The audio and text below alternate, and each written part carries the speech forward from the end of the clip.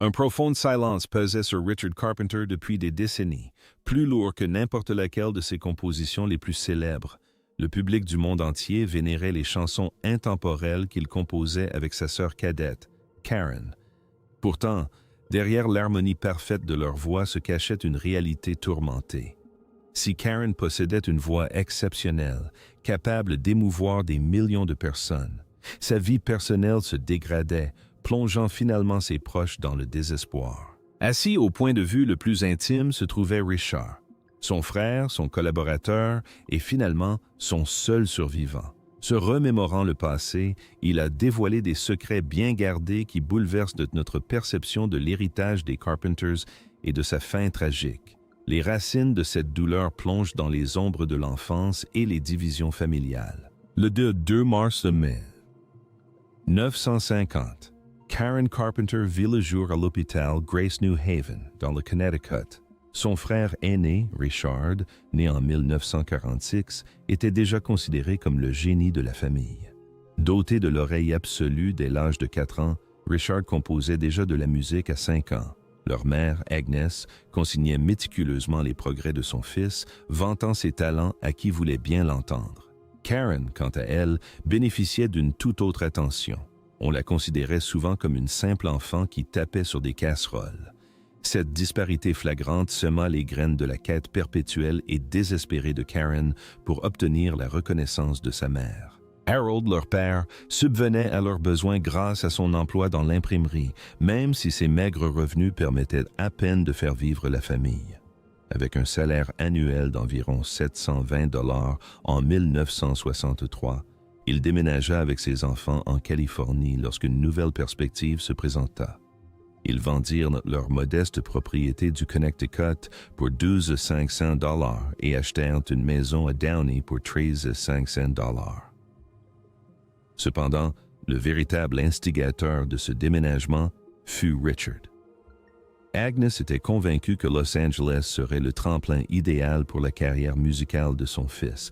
Dans ses lettres à ses proches, elle décrivait avec enthousiasme les perspectives prometteuses de Richard, omettant ostensiblement de mentionner Karen. Déracinée à 13 ans, Karen eut du mal à s'adapter.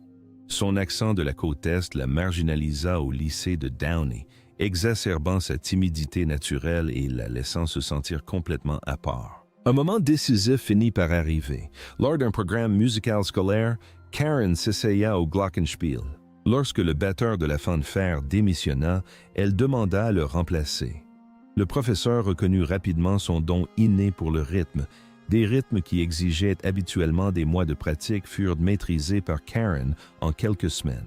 Avant la fin de l'année, elle interprétait avec aisance des morceaux complexes comme Caravan et Malagueña. Malgré ce talent indéniable, Agnes restait de marbre.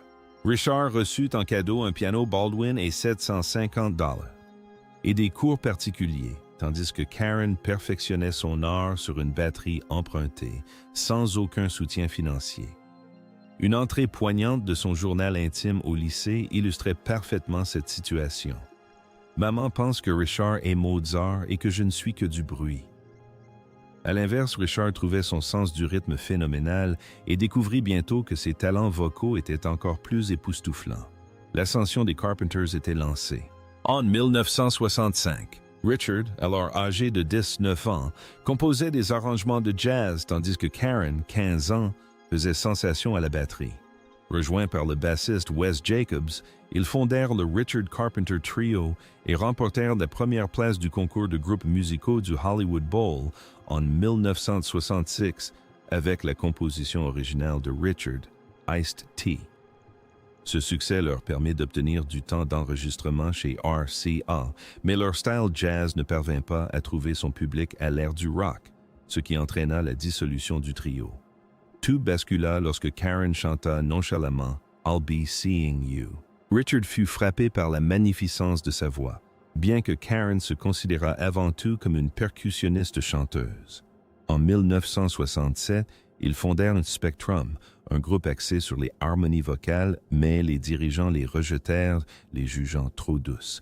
Imperturbable, Richard adapta ses arrangements pour mettre en valeur le contralto unique de Karen. Leur succès arriva en 1969 lorsqu'une maquette ralentie de Ticket to Ride parvint aux oreilles d'Herb Alpert, directeur chez A&M Records. Enchanté, il les signa le 22 avril.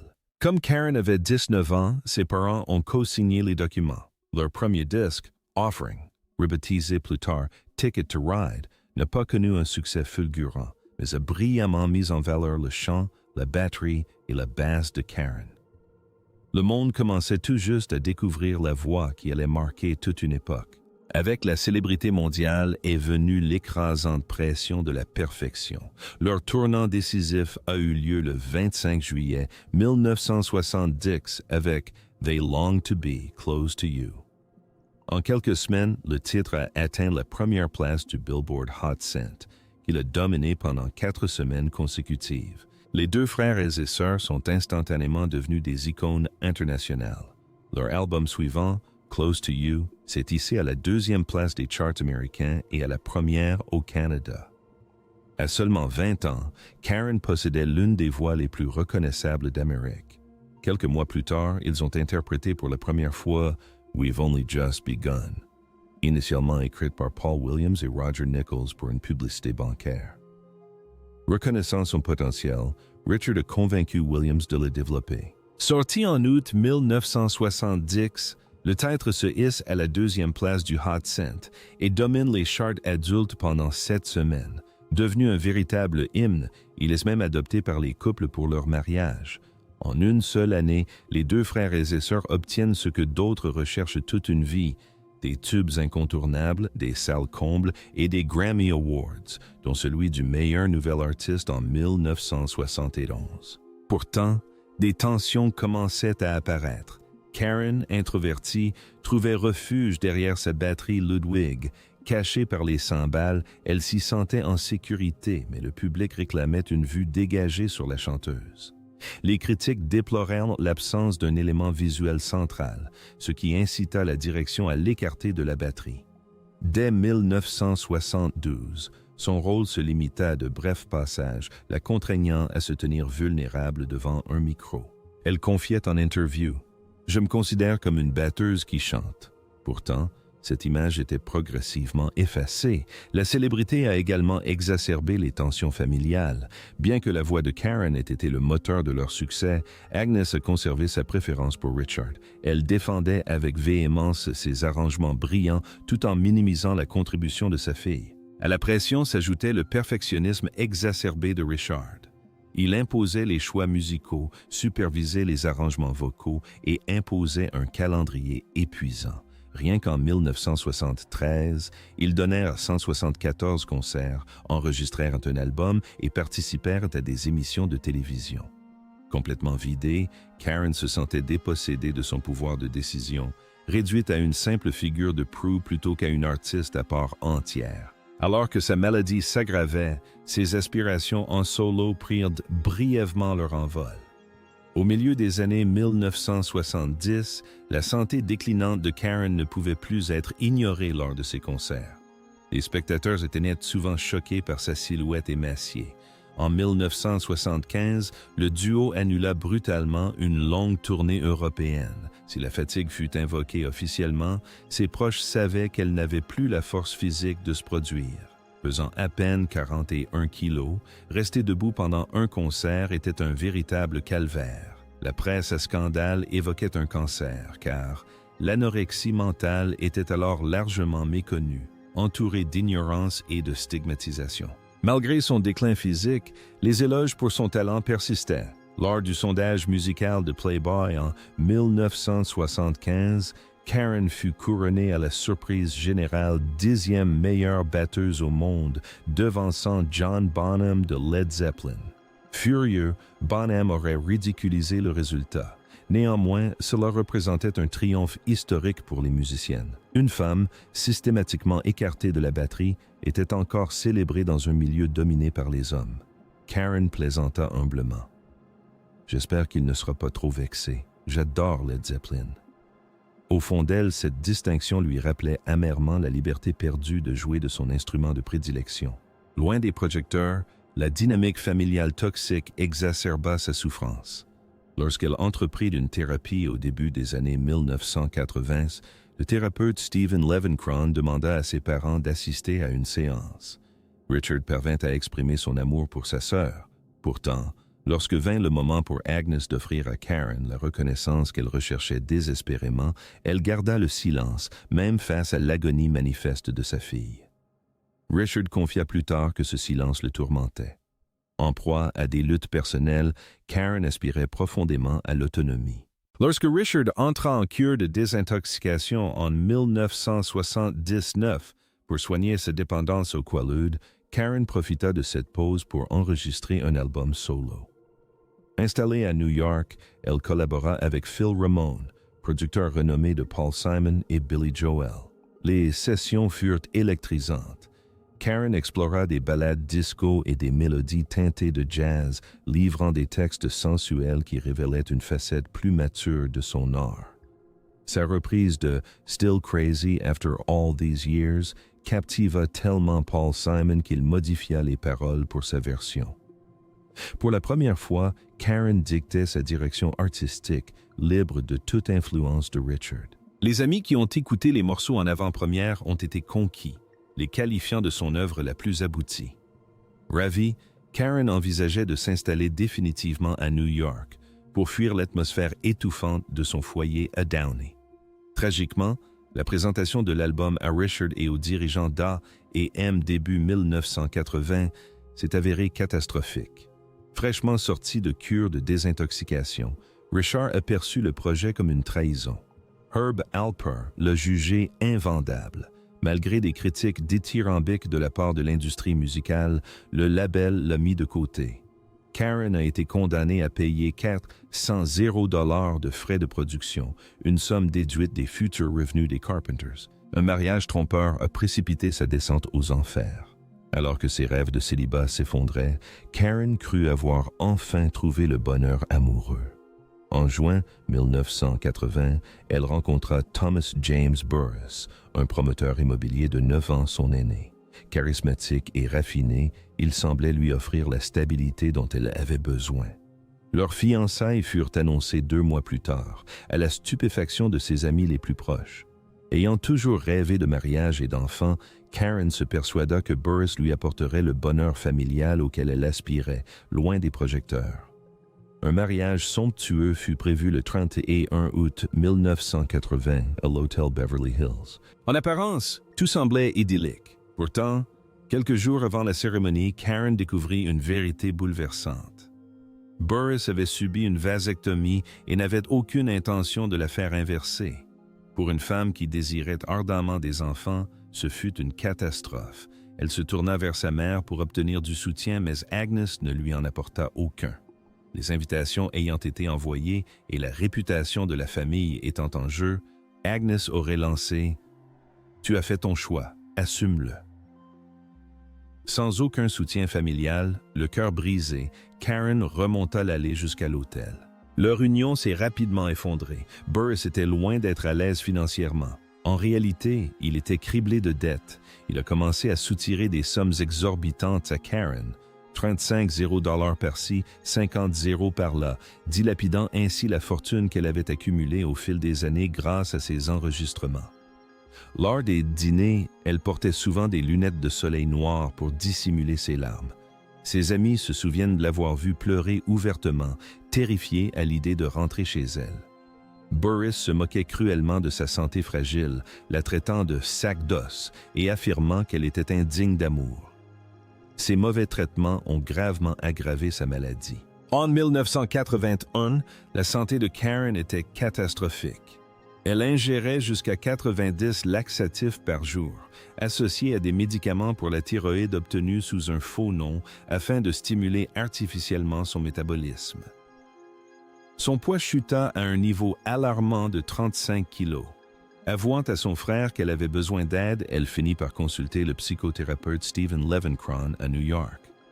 Là, elle entreprit de lutter directement contre son trouble alimentaire, Levenkron allant jusqu'à lui confisquer ses médicaments détournés de leur usage initial. Les progrès étaient terriblement lents. L'immense pression de se rétablir rapidement et de reprendre ses activités la pesait lourdement. Elle cherchait désespérément un remède immédiat, mais il n'en existait aucun. En septembre 1982, Karen fut hospitalisée à l'hôpital Lenox Hill. Les médecins lui administrèrent une nutrition entérale par voie intraveineuse, ce qui lui fit prendre 14 kilos en quelques semaines. Cependant, cette prise de poids soudaine mit son cœur affaibli à rude épreuve. Durant les dernières semaines de sa vie, Karen semblait aller mieux. Le 17 décembre 1982, elle chanta des chants de Noël pour ses filleuls et leurs camarades de classe à la Buckley School de Sherman Oaks. Ce fut sa dernière prestation. Le 11 janvier 1983, elle assista à la célébration du 25 et anniversaire des Grammy Awards. Des amis comme Dionne Warwick remarquèrent que malgré sa fragilité, Karen rayonnait d'une vitalité inhabituelle. Riant et souriant, elle plaisanta même « Regardez-moi, j'ai un derrière ».